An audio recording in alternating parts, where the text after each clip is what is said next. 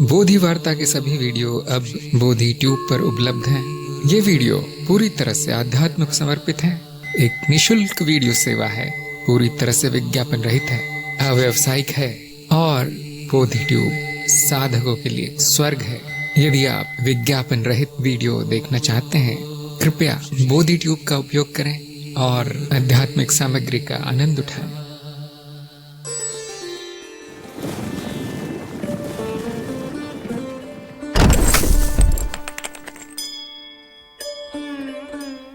नमस्कार, बोधि वार्ता सत्संग में आप सभी का स्वागत है। सत्संग सभी के लिए एक बहुत अच्छा अवसर है मिलने का और आध्यात्मिक विषयों पर चर्चा करने का, प्रश्न उत्तर करने का, और हम यहाँ पे परीक्षा आदि भी करते हैं। तो आज भी परीक्षा से शुरू करेंगे। 2 लोगों की परीक्षा है आज। एक तो रमाकांत शर्मा और दूसरे हैं माधुरी अर्थात शैल। तो शुरू करेंगे हम रमाकांत जी से। मैं जानना चाहता हूँ कि शर्मा जी ऑनलाइन है और तैयार हैं परीक्षा के लिए? जी गुरुदेव प्रणाम, मैं तैयार हूँ। नियम पता है कि 10 प्रश्न दिए जाएंगे, उसमें से यदि 5 के उत्तर सही आते हैं तो आपको चरण 4 में भेजा जाएगा। और आपकी परीक्षा के बाद माधुरी की परीक्षा होगी। माधुरी भी यहाँ पर है, हाँ, थोड़ी प्रतीक्षा कीजिए। और बाकी सभी से अनुरोध है कि जब मैं प्रश्न भेजूँ तो कोई उत्तर न दे। तो आपके प्रश्न में भेजता हूँ। तो ये आपके प्रश्न हैं, आपको दिख रहे होंगे, और आराम से उत्तर दीजिए, सोच सोच के उत्तर दीजिए। बहुत समय है हमारे पास, और मेरी शुभकामनाएं आपके लिए पहले से। जी धन्यवाद गुरुदेव। मुझे थोड़ा समय लग सकता है, तो इसके लिए मैं क्षमा चाहता हूँ आपसे। कोई और समय तो मेरा पहला प्रश्न है, ज्ञान मार्ग की क्या विशेषताएं हैं और क्या कमियां हैं? ज्ञान मार्ग में हमें ज्ञान प्राप्त होता है, हमारे मूल प्रश्नों के उत्तर हमें मिलते हैं।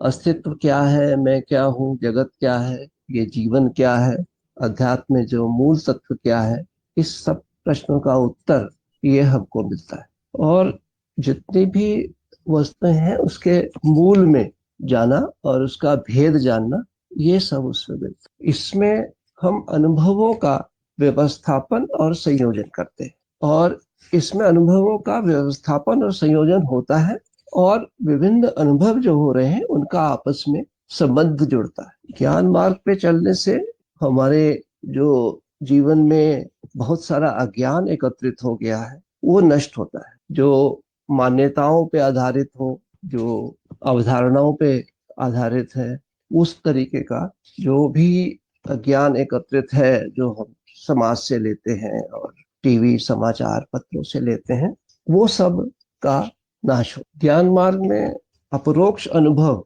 और अनुमान और तर्क, इसके द्वारा ही हम आगे बढ़ते हैं। और इसके साथ में जो कमियां, ज्ञान मार्ग की कमियों में कि ये एक दिशा दे देता है, और ज्ञान का जो हमें प्राप्त होता है, परंतु उसको अंत तक साधक को ही स्वयं चलना पड़ता। उस ज्ञान के जो अनुभव हुआ, उस अनुभव को साधक को अपने अनुभवों से उसका मिलान करके और फिर उसमें से जो हमारा ज्ञान है वो ले करके और उसके अनुसार आगे बढ़ना पड़ता है। अनुभव आधारित ज्ञान नहीं होगा, पुस्तकों से ले लिया या गुरु ने भी कहीं कुछ पॉइंट्स दिए हैं तो वो अनुभव के आधारित नहीं है, तो वो अज्ञान होगा, और वो अज्ञान का अगर ग्रहण हो गया तो फिर समस्या आएगी। गुरु जी, दूसरा प्रश्न है, प्रमाण का क्या अर्थ है और ये क्यों आवश्यक? गुरु जी, प्रमाण ये ज्ञान का मुख्य साधन है। ये प्रत्यक्ष और अपरोक्ष अनुभव पर आधारित, और इसका दूसरा स्रोत है कि स्मृति में पुराने पुराने जो तर्कपूर्ण अनुभव है, अनुमान और तर्क के अनुसार, तो वो भी साधन है। ये आवश्यक इसलिए है कि इसी से ही हमें ज्ञान प्राप्त होता है। तीसरा प्रश्न है गुरु जी, सत्य के बारे में जनमानस में क्या धारणा है और वो एक ज्ञानी से कैसे भिन्न है? गुरुदेव, सत्य अनुभवों का वर्गीकरण है, और ये स्वैच्छित है, व्यक्तिनिष्ठ है, और प्रत्येक व्यक्ति के अनुभव और उनके मानदंड अलग अलग हो सकते। तो इसलिए जितने लोग हैं उतने ही धारणाएं, उतने ही मानदंड उनके अलग अलग हो सकते। तो जो जनमानस में जो वो अलग अलग उनके अनुसार वो अपने अपने मानदंड तय कर सकते हैं, क्योंकि वो व्यवहार में है। तो व्यवहार में जो अपने वो मानदंड तय करते हैं, तो उसके अनुसार वो अपना जीवन जीते हैं। वर्गीकरण में अनुभव जो है, अनुभव अनुभवों का वर्गीकरण है। तो इसलिए कुछ अनुभव जो है वो हम सत्य के खाने में रखते हैं, कुछ असत्य के खाने में।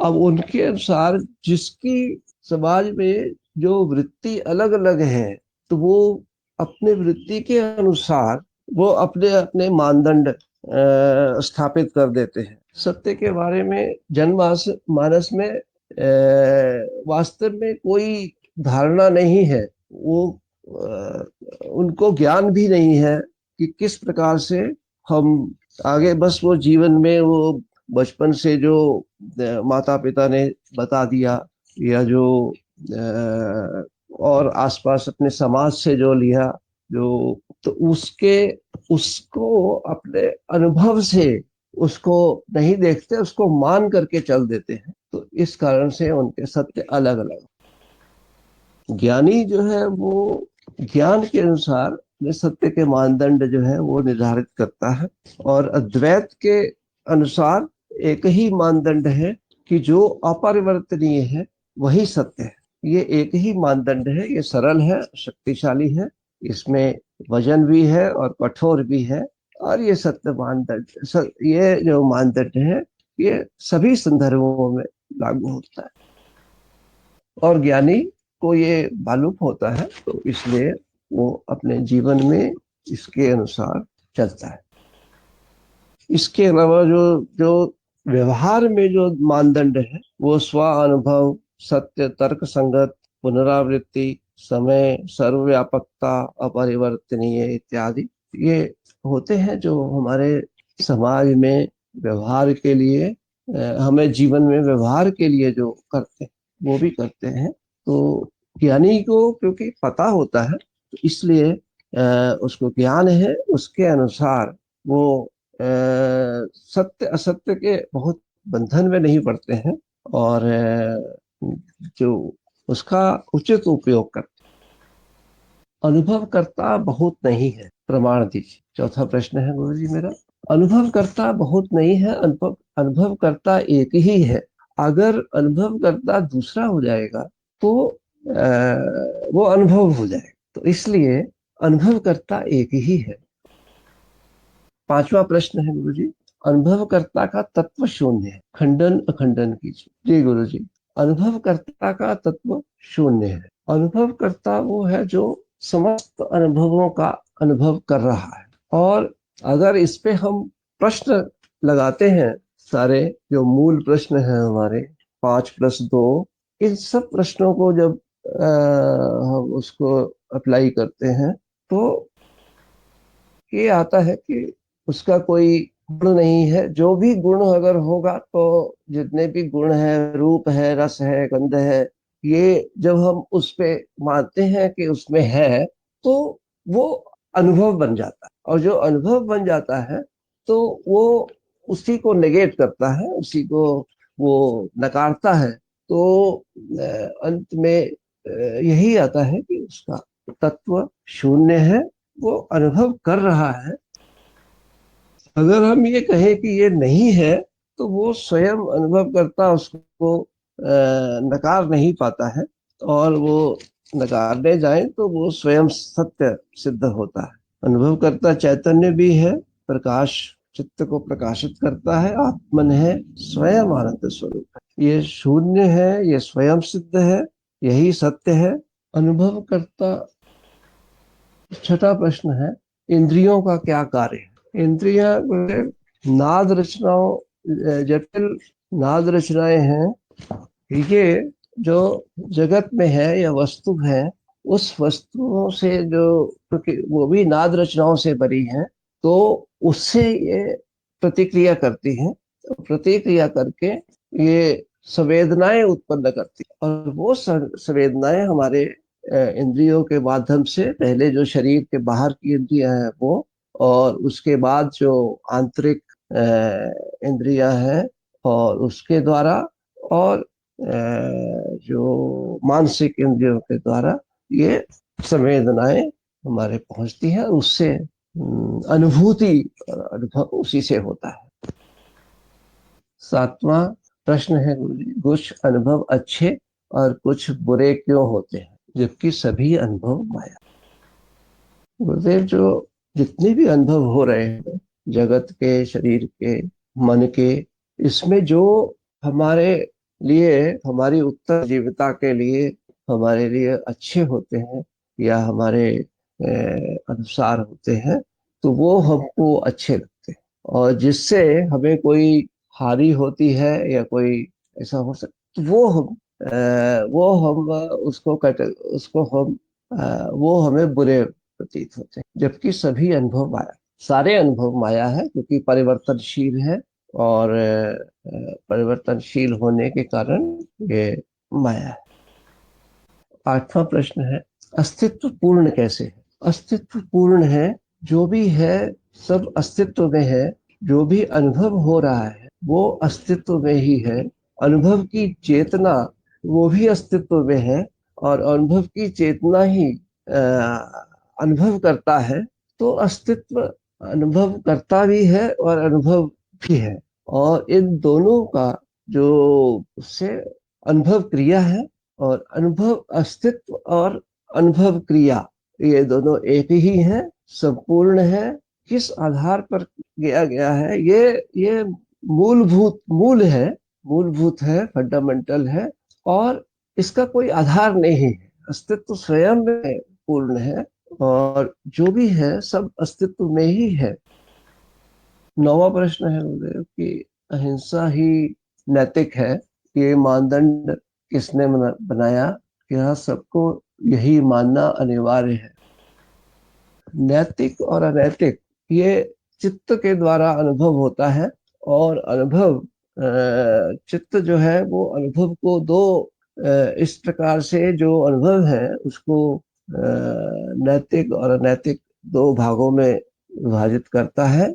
लेकिन व्यवहार में जो सबके लिए जो लाभदायी है, और जिससे किसी को, दूसरों को हानि ना पहुंचे, जो दूसरे रूप में ही अस्तित्व है, उसको हानि ना पहुंचे, और इसलिए ये नैतिक और अनैतिक चित्त इसको अनुभव करता है, और उसके अनुसार वो नैतिक के तरीके से वो अपना जीवन जीता है।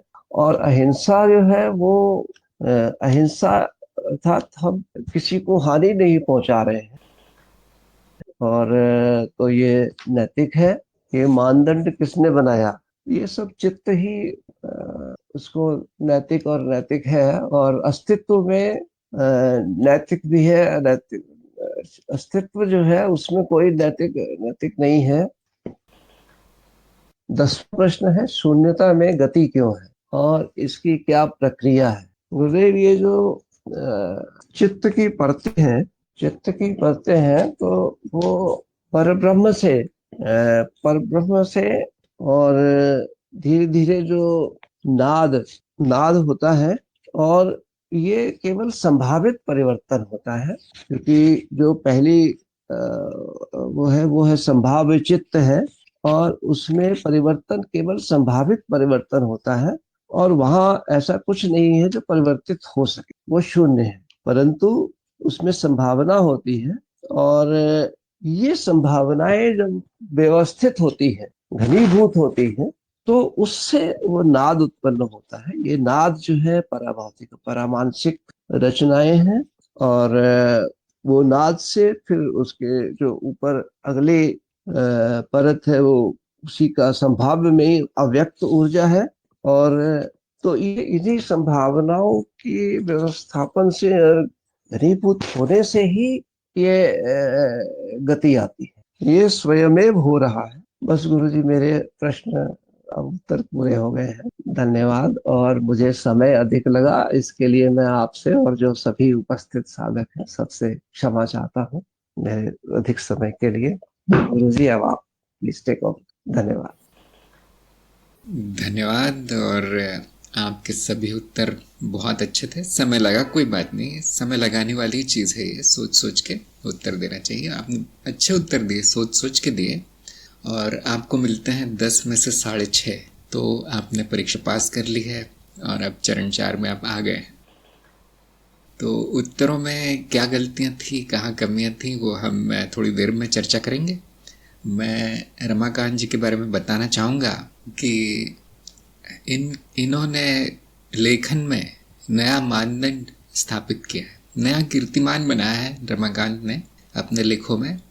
सभी से मेरा अनुरोध है कि जाके इनके लेख पढ़ लीजिए, कार्यक्रम की वेबसाइट पे इतने अच्छे लेख हैं कि जो बोधि ट्यूब है उसमें इनके लेख अब प्रकाशित होने लगे हैं। बोधि ट्यूब में एक सुविधा है, अभी कुछ दिनों में पूरी तरह से उसको घोषणा की जाएगी बोधि ट्यूब की, लेकिन अभी भी जाके देख सकते हैं आप बोधि ट्यूब में। कार्यक्रम के कड़ियों वाले पेज में हमने कड़ी दी है बोधि ट्यूब की।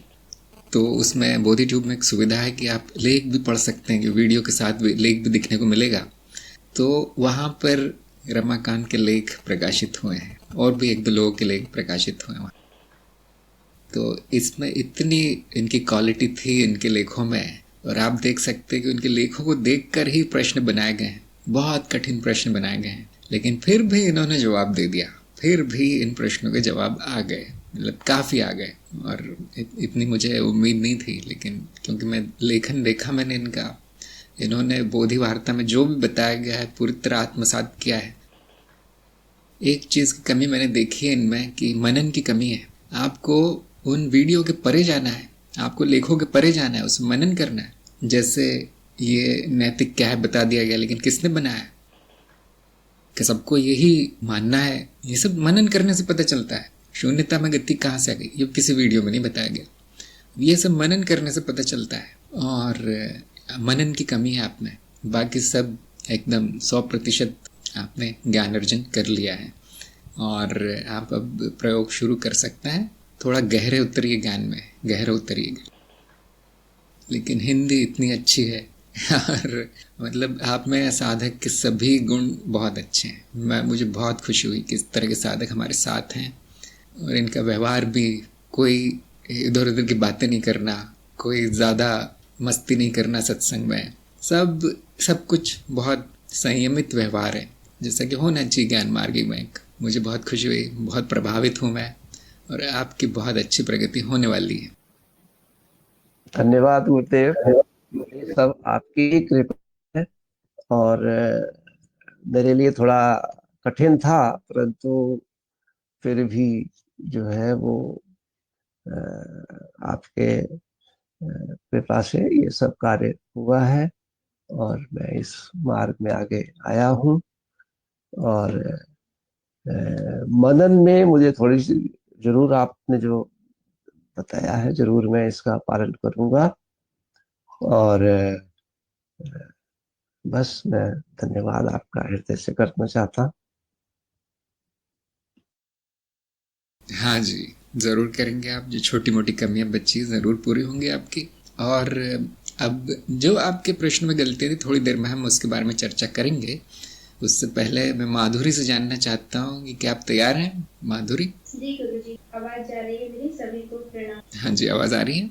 तो आपको मैं 10 प्रश्न देता हूँ, ध्यान से उत्तर दीजिए, ठीक है? जी। शुभकामनाएं आपको भी। मेरा पहला प्रश्न है, क्या ज्ञान मार्ग द्वारा मुक्ति संभव है?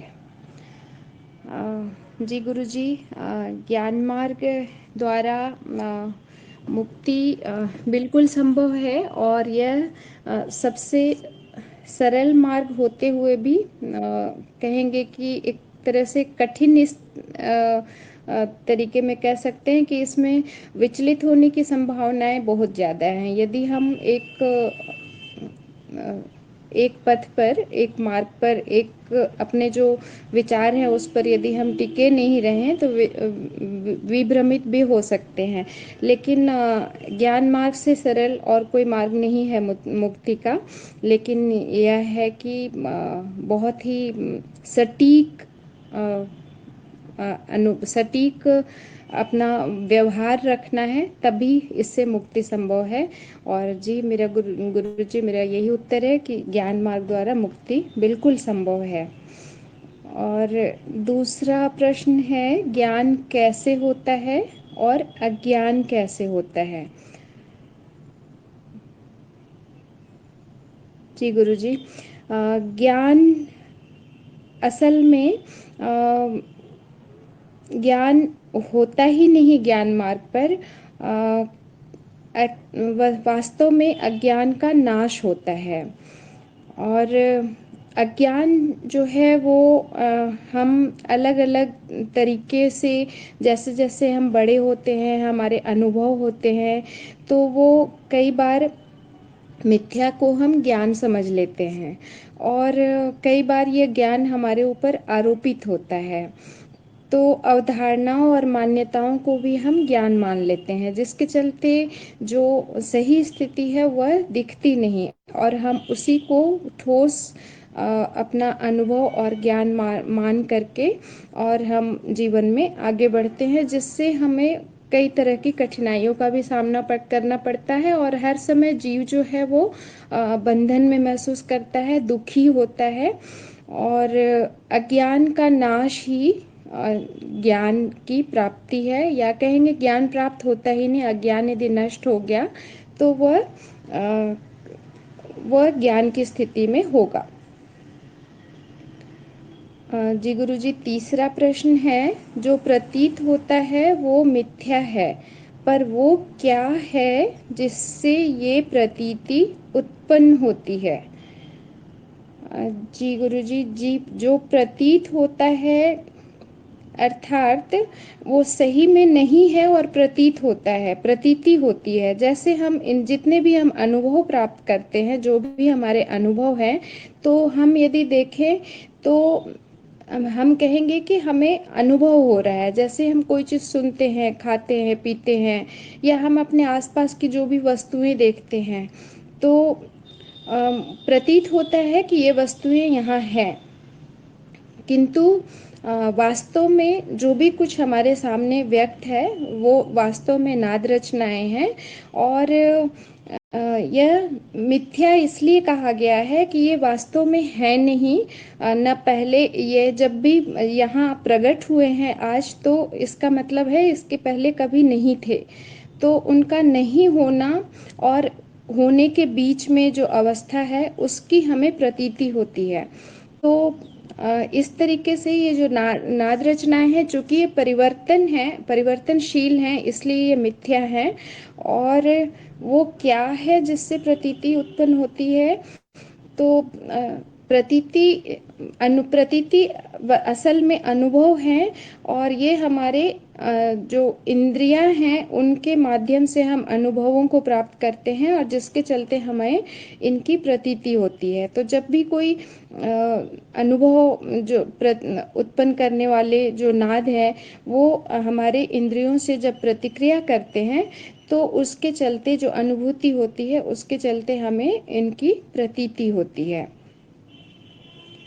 और इसलिए हम कह सकते हैं कि ये मिथ्या हैं, प्रतीत होते हुए भी मिथ्या है, असल में है नहीं।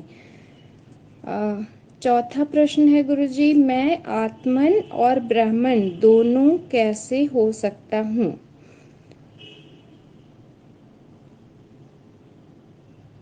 जी गुरुजी, आत्मन और ब्राह्मण असल में ये दोनों दो नहीं हैं। आत्मन का विलय ही ब्राह्मण की ब्रह्म अवस्था की प्राप्ति है। और कह सकते हैं कि आत्मन का शून्य में विलयन, ब्रह्म अवस्था खुद में शून्य है, वह अपने आप में पूर्ण है, और आत्मन और ब्राह्मण, इसलिए दोनों एक है। जब आत्मन जो है वो ब्रह्म में विलीन हो जाता है, शून्यता का अनुभव करता है, या मैं कह सकते हैं कि हमारा ध्यान जब आत्मन से हट जाता है तो हम ब्रह्म को की अनुभूति करते हैं, शून्यता की अनुभूति करते हैं, जहाँ कुछ भी नहीं होते हुए सब कुछ है। तो इस तरीके से मैं आत्मन और ब्राह्मण दोनों हूँ। तो आत्मन की अवस्था प्राप्त होने पर मैं जो है वो समाप्त हो जाता है, तो मैं आत्मन हूँ। और जब आत्मन भी समाप्त हो गया तो कह सकते हैं कि मैं ही ब्रह्म हूँ। और ब्रह्म शून्य है, शाश्वत है, यही सत्य है। 5वां प्रश्न है, कौन से अनुभव भौतिक हैं और कौन से मानसिक? जी गुरुजी, भौतिक अनुभव कहने का मतलब भूत से है, जिनको हम अपनी जो भौतिक इंद्रियां हैं उनसे जिनका अनुभव कर सकते हैं, जैसे कि रूप, रंग, गंध, जो छूने की अनुभूति है किसी चीज़ की, ठोस होने की, द्रव होने की, ये सारी जो अनुभूतियाँ हैं वो हमारी भौतिक इंद्रियाँ करती हैं। तो ये अनुभव जो हमारे शरीर पर स्थित जो भौतिक इंद्रियों के चलते जिनका अनुभव होता है वो अनुभव भौतिक अनुभव हैं। और मानसिक अनुभव मानसिक इंद्रियों से होते हैं, जैसे कि दुख और पीड़ा का अनुभव होना, शरीर के तापमान का अनुभव करना, शरीर का वजन का अनुभव करना, और अपने शरीर का होना। मन से कई बार हम प्रेम और घृणा का भी अनुभव करते हैं। तो ये सारी हमारी मानसिक इंद्रियों की अनुभूतियों के कारण होते हैं, तो इनको हम मानसिक अनुभव कहेंगे। और 6ठा प्रश्न है, पराभौतिक परामानसिक स्मृति किसको कहते हैं, इसका क्या प्रमाण है? पराभौतिक परामानसिक, ये चित्त है, चित्त है, स्मृति चित्त है वास्तव में। और ये जो रचनाएं हैं, यही चित्त जो है वो पराभौतिक और परामानसिक रचनाएं हैं। और जो अलग अलग तरीके से जगत में व्याप्त है, और नाद रचनाओं के कारण जो है इनकी अनुभूति होती है, और इन्हें हम अनुभव कर सकते हैं। इनके हमें अनुभव होते हैं, अलग अलग रूपों में ये व्यक्त हैं, चाहे तो वो जिनको हम सजीव या निर्जीव दोनों कहते हैं, लेकिन कहें तो सभी गतिमान हैं, और निर्जीव सजीव में और सजीव निर्जीव में परिवर्तनशील हैं।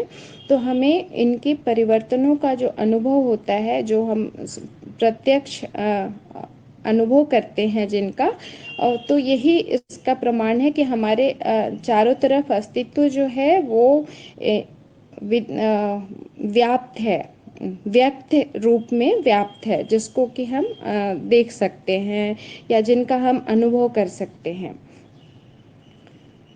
गुरुजी, 7वां प्रश्न है, नाद का प्रयोग दैनिक जीवन में कैसे करना चाहिए? दैनिक जीवन में नाद का उपयोग है, और यह एक अनुभूति प्रदान करती है, और यह जीव के जीवित रहने के लिए जरूरी है। और इसका हम प्रयोग नहीं करते, इनकी सही जो प्रवृत्ति है उसको जान करके और व्यवहार करना, वही हमारा लक्ष्य होना चाहिए।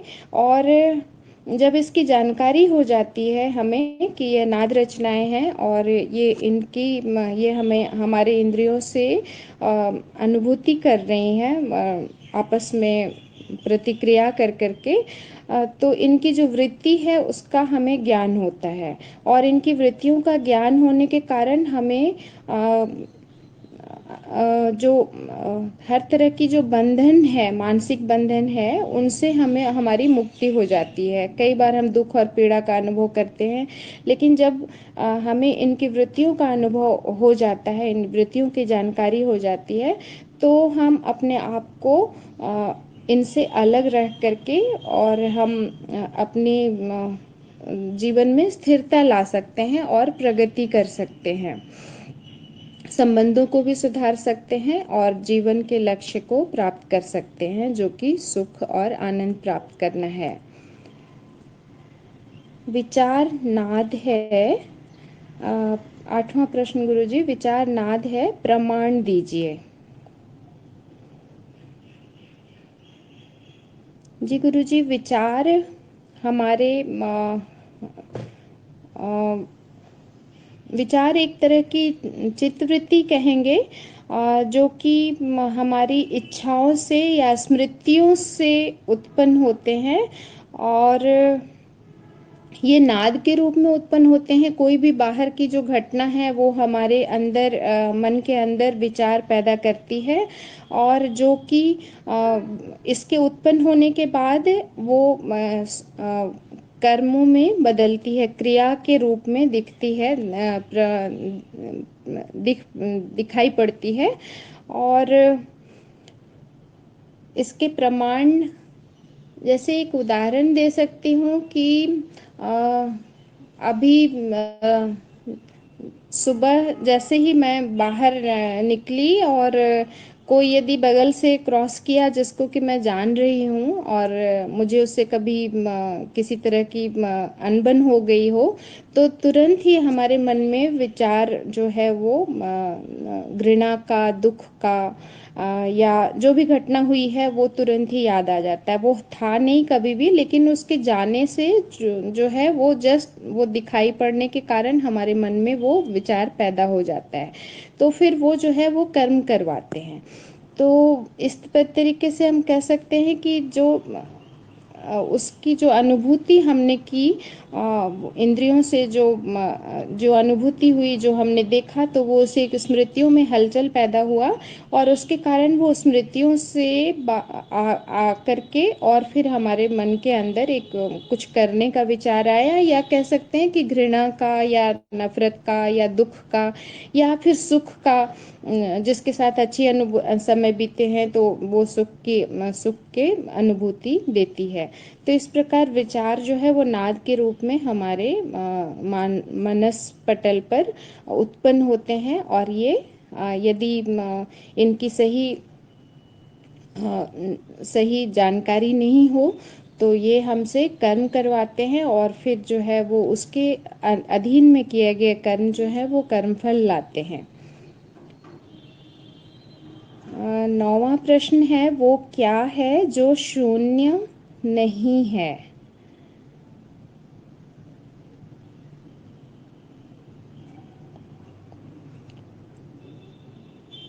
शून्य, अस्तित्व शून्य ही है और ऐसा कुछ भी नहीं है जो शून्य नहीं है, क्योंकि अस्तित्व में जो कुछ भी है सभी पूर्ण है और जो पूर्ण है वो शून्य ही है, क्योंकि शून्य ही से हम कुछ ना तो बाहर निकाल सकते हैं और ना कुछ उसमें जोड़ सकते हैं।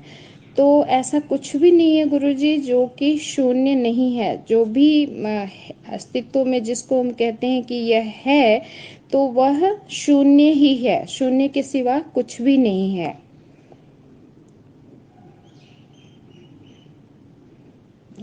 10वां प्रश्न है, जिन्हें आत्मज्ञान नहीं हुआ उनके साथ ज्ञानी का व्यवहार कैसा होना चाहिए?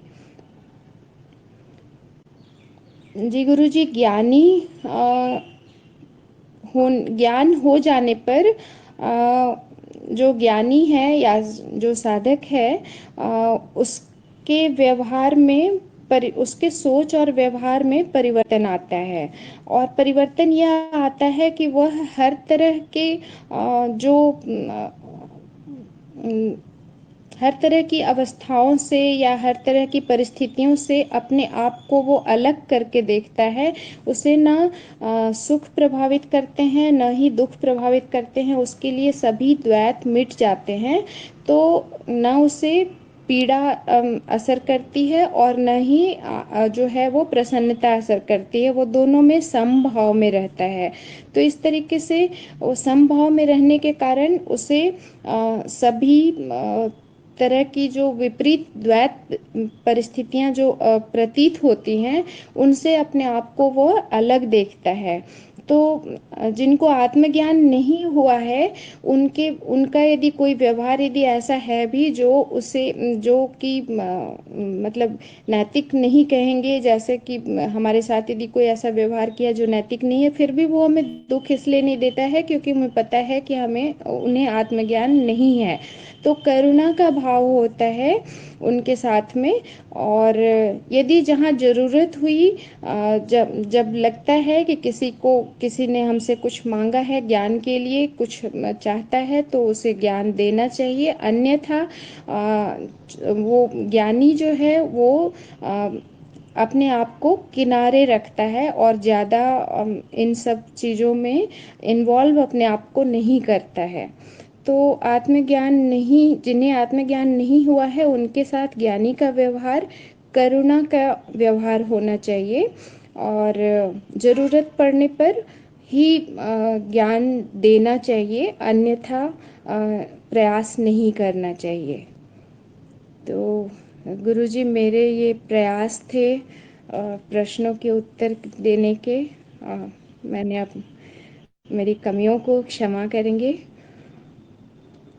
और आपके उत्तर बहुत अच्छे थे, लेकिन जो 9वां प्रश्न है कि वो जी क्या गुरुजी। है जो शून्य नहीं है, एक बार फिर बता दीजिए।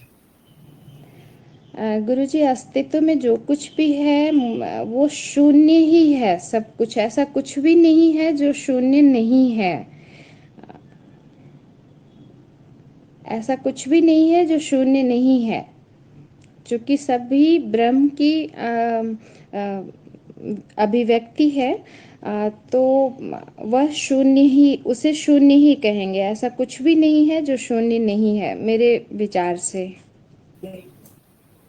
बहुत अच्छी बात है, बहुत अच्छे आपके सारे उत्तर आए और आपको मिलते हैं 10 में से 6.5। तो धन्यवाद आप भी गुरुजी। परीक्षा पास कर गए हैं और आप भी चरण 4 में आ गए हैं। और मैं जानता हूँ कि ये जो प्रश्न थे माधुरी के, ये बहुत आसान वाले थे, बहुत आसान प्रश्न थे।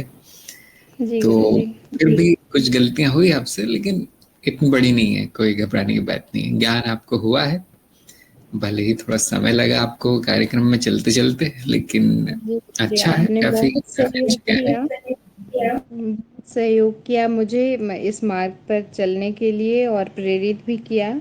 और मेरी जो कमियां हैं उसे क्षमा करेंगे। मैं प्रयास करूंगी इनके साथ मतलब काम करने के लिए, और आगे प्रयास करूंगी कि इसको दूर कर सकूं। और जो भी मुझसे सेवा बन पड़ेगी मैं करने के लिए तैयार हूँ गुरुजी। यदि मुझे लगेगा कि हाँ अब मैं तैयार हूँ, मैं दे सकती हूँ अपनी सेवा, तो मैं ज़रूर देना चाहूँगी। और मैं इसके लिए बहुत आभारी हूँ कि आपने मुझे मौका दिया।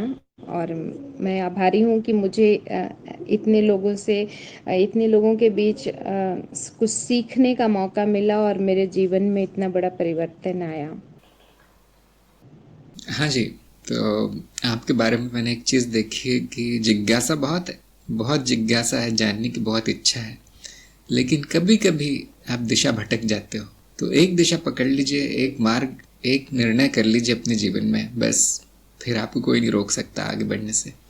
तो ज्ञान तो आपको हुआ है, भरपूर ज्ञान हुआ है, ये आपके उत्तरों से दिख रहा है। बहुत आत्मविश्वास से भरे हुए उत्तर है आपके, एक जगह भी नहीं लड़खड़ाई। तो एक दो गलत हुए हैं, उसमें कोई बहुत ये नहीं है, बड़ी बात नहीं है। वो जानबूझ के ऐसे प्रश्न रखे जाते हैं जिनमें की गलती समय होती है, लेकिन ज्ञान तो हुआ है आपको। रमाकांत और माधुरी दोनों को बहुत बहुत बधाई। और दोनों चरण 4 शुरू कर सकते हैं कार्यक्रम वेबसाइट पे जाके, वीडियो देख लीजिए, उसमें से जागृति वाले करना शुरू कर दीजिए। बाकी स्वप्न और सूक्ष्म वो आपकी इच्छा पर निर्भर है। और या जब भी आपको कोई समस्या आए तो सत्संग में पूछिए। सत्संग में आना आवश्यक है, ज़रूरी है, बने रहिए सत्संग में। शर्माइए मत प्रश्न पूछने से, आपके प्रश्नों से दूसरों का भी लाभ होता है। लोग मुझे सीधे भी भेजते हैं प्रश्न, तो मैं मना नहीं करता, हाँ भेज दो, सीधे भी भेज दीजिए, लेकिन फिर सत्संग का प्रयोजन क्या है? अगर मुझे सबको जो एक एक करके जवाब देने पड़े, वही जवाब सबको बार बार मुझे देने पड़ते हैं, तो फिर सत्संग का प्रयोजन क्या है? जब तक बहुत व्यक्तिगत नहीं हो, आपको सत्संग में पूछना चाहिए, सबका लाभ होता है। फिर उससे आप शुरू कर दीजिए प्रयोग, और 3 महीने आपको देखा जाएगा। वैसे तो चेतना के प्रयोग जो है वो सारा जीवन चलना, ऐसी हम कहते हैं कि अच्छा है, सारा जीवन चेतना के प्रयोग करते रहें तो जागृति में कम से कम का अच्छा रहेगा। लेकिन वो आपकी इच्छा है, लेकिन 3 महीने तो करना ही है। अब हम थोड़ी चर्चा करेंगे कि कहाँ पे गलतियाँ हुई थी दोनों से। रमाकांत का पहला प्रश्न था कि ज्ञान मार्ग की क्या विशेषताएं और क्या कमियां हैं। तो इन्होंने विशेषताएं तो बता दी, उनको आधा नंबर मिला इसमें, लेकिन 1-2 चीज़ें और जोड़नी चाहिए थी। वो थी कि सीधा मार्ग है, कोई कर्मकांड नहीं है, कोई साधना नहीं है, कुछ करना नहीं है, कोई पूजा पाठ नहीं है, अंधविश्वास नहीं है, गुरु भक्ति गुरु पूजा नहीं है, कुछ भी नहीं है। जो दूसरे मार्गों में कमियां हैं वो नहीं दिखाई देती यहाँ ज्ञान मार्ग में। ज्ञान मार्ग में क्या कमी है उसको कमी नहीं कहेंगे। मुझे तो आज तक कमी नहीं दिखाई दी, इसलिए मैं तो कहता हूँ कि नहीं भाई, कोई कमी नहीं है इसमें, ये पूर्ण मार्ग है, सबसे पूर्ण तो यही है। तो लेकिन जो 1-2 चीज़ें हैं जो सीमित करती है ज्ञान मार्ग को, वो है कि ये कठिन है, और बुद्धि यहाँ पे महत्वपूर्ण है। बुद्धि और खुली विचारधारा होना, स्वीकार भाव होना, ये ज़रूरी है। जैसे आपके मन में मान्यताएं है या शक है गुरु पे, तो फिर कठिन हो जाता है आगे बढ़ना यहाँ, क्योंकि गुरु तो प्रमाण दे रहा है फिर भी शक है, तो फिर अब कठिन हो गया है ना। कुछ ही लोगों को स्वीकार होता है ये मार्ग, गिने चुने लोगों को जमता है यहाँ पर। और आप देखेंगे बुद्धिजीवी तरह के लोग आते हैं जो बुद्धि पर निर्भर हैं, जिनकी बुद्धि बहुत अच्छी है, उस तरह के लोग इस मार्ग पर आते हैं। तो आम जनता के लिए नहीं है ये मार्ग, आप कह सकते हैं कमी है इसमें। आम जनता के लिए कुछ इसमें प्रयोजन नहीं किया गया है। बाकी मार्गों में सभी के लिए कुछ न कुछ प्रयोजन किया जाता है। जैसे योग में अच्छा प्राणायाम नहीं कर सकते, अच्छा तो चलो ये यम नियम ही कर लो, है ना। भक्ति में अच्छा ईश्वर नहीं जान सकते, चलो भजन ही कर लो। समर्पण नहीं कर सकते तो दान कर लो। इस तरह से उसमें थोड़ा सा दिया गया है, थोड़ा सा छूट दे दी जाती है दूसरे मार्गों में, है ना। लेकिन ज्ञान मार्ग में छूट नहीं दी जाती। आता है तो ही करना है, नहीं आता तो जाओ। बड़ा सख्त रवैया है यहाँ पे। मेरे साथ भी यही हुआ है, नहीं तुम नहीं कर पाओगे, तुम जाओ, इस तरह से। लेकिन उसके पीछे लग कर करना पड़ता है हमें। ये थोड़ी इसमें सीखने की जो प्रक्रिया है बड़ी कठिन है ज्ञान मार्ग में, मैंने देखा है ये चीज़। और इसका कोई इलाज नहीं, देखिए कोई इलाज नहीं है, पूरी तरह से कृपा पर आधारित है। जिस पर कृपा हो जाएगी उसको ज्ञान हो जाएगा, कुछ नहीं किया जा सकता। आप ज्ञान मार्ग के लिए तैयार है तो ही आइए, इस तरह बोला जाता है।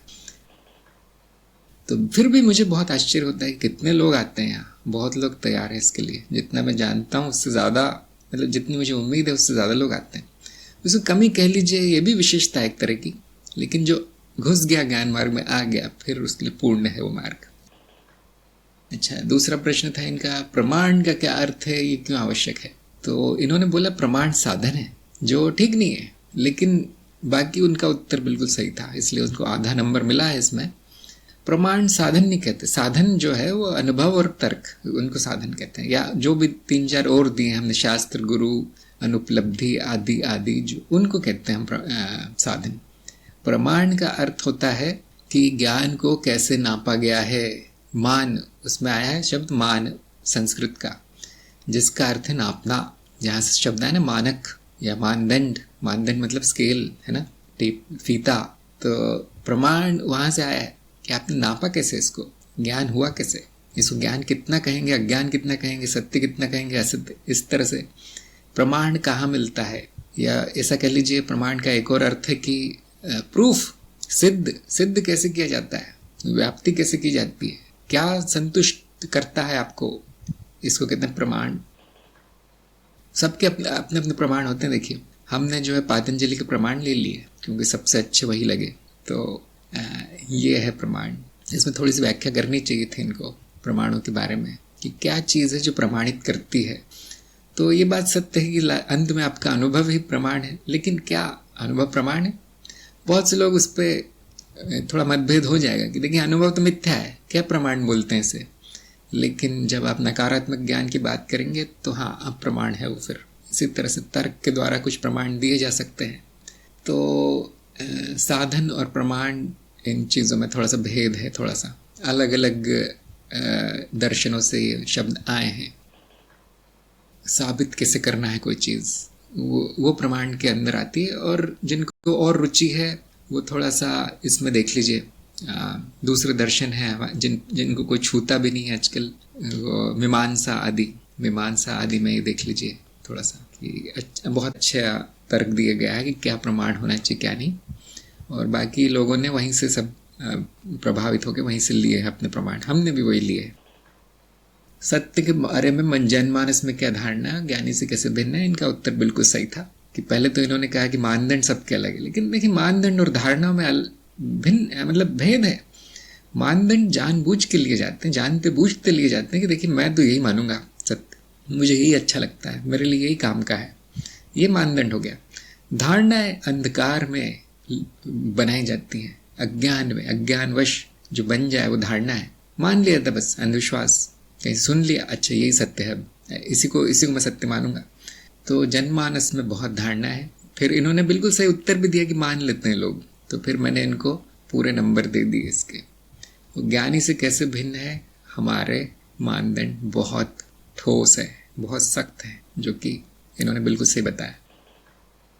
अनुभव करता बहुत नहीं, प्रमाण दीजिए। तो इन्होंने सटीक उत्तर दे दिया जिसके पूरे नंबर मिले। इन्होंने कहा कि अगर वो बहुत होते तो अनुभव हो जाता फिर, क्योंकि जो बहु है वो बहुतायत में है, वो तो अनुभव ही हो गया। और अगर आपने गिनती कर ली अनुभव करता है कि तो वस्तु हो गया, अनुभव हो गया। 1 2 3 4 5, तो ये कितने हो गए? ये तो कोई अनुभव हो गया फिर तो, ये तो वस्तु हो गया, ये तो प्रतीत हो रहा है, फिर मिथ्या है फिर तो। और अनुभव करता ऐसा नहीं है, अनुभव करता ऐसा नहीं है, वस्तु नहीं है, अनुभव नहीं है, गिनती नहीं हो सकती। ये वो आकाश है जिसमें कि अनुभव प्रतीत होते हैं, उसकी गिनती नहीं हो सकती। इसलिए हम कहते हैं एक है। कभी कभी हम कहते हैं शून्य है, एक भी नहीं है, शून्य है वो, क्योंकि एक भी तो गिनना ही पड़ेगा ना आपको, बाकी सबसे अलग करके एक को गिनना पड़ेगा, लेकिन वो भी संभव नहीं है। तो हम कहते हैं गिनती वाला काम जो है इस पर लागू नहीं होती है धारणा, गिनती वाली धारणा, गिनती केवल वस्तुओं के हो सकती है। इसी तरह से हम इसके भी प्रमाण ला सकते हैं कि किस स्थान पर है, आदि आदि वस्तुओं का स्थान हो सकता है। हम कहते हैं अनुभवकर्ता का स्थान नहीं हो सकता, इसमें स्थान होते हैं, ये स्थान पर नहीं होता। इस तरह से हम तर्क दे सकते हैं। तो इन्होंने बिल्कुल सही उत्तर दिया। अनुभवकर्ता का तत्व शून्य है, खंडन अखंडन कीजिए। हाँ, अब ये प्रश्न बहुत कठिन है, खंडन कैसे करूं मैं मैं जानता हूं कि ये शून्य है, लेकिन खंडन कैसे करूं? कोई है हमारे सत्संग में जो करना चाहेगा इसका खंडन? खंडन का मतलब होता है विपक्ष में बोलना, विपक्ष में बोलने का प्रयास कीजिए इसके। जैसे मैंने कहा अनुभवकर्ता का तत्व शून्य, अब ये बताने का प्रयास कीजिए कि नहीं, इसका तत्व है, इसका तत्व ये है, इसका तत्व ईश्वर है, इसका तत्व शिव है। इस तरह के लोगों की धारणा है। कुछ लोगों की धारणा है इसका तत्व पदार्थ है। प्रज्ञा कहना है कि अनुभव करता सदा है और सर्वव्यापी। ये खंडन कैसे हो गया? ये तो अखंडन हो गया, मतलब विखंडन हो गया।